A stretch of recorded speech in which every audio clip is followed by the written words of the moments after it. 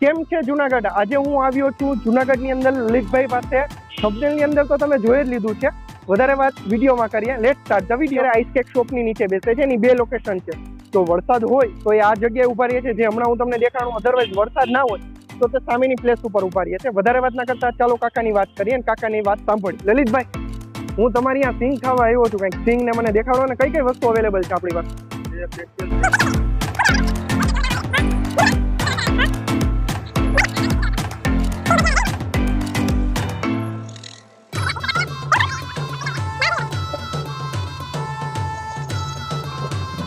સિંગનો દાણો જોવો ભાઈ, વેરાયટી અવેલેબલ છે. તમે એક ફેરી ટ્રાય કરવા આવજો.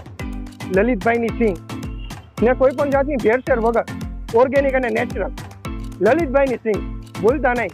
લલિતભાઈ, બધી વસ્તુ તો થઈ, તમારો વિડીયો બની ગયો, બટ મને 250 ગ્રામ સિંગ તો કરજો. ભાવ શું છે?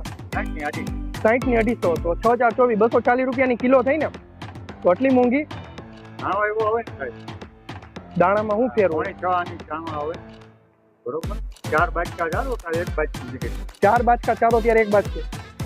ત્યારે બોલ્ટ ને થાય. વાહ યાર, 250 ગ્રામ કરજો ને કાકા. કાકા તમારી લોકેશન તો કહી દો એક ફેરી.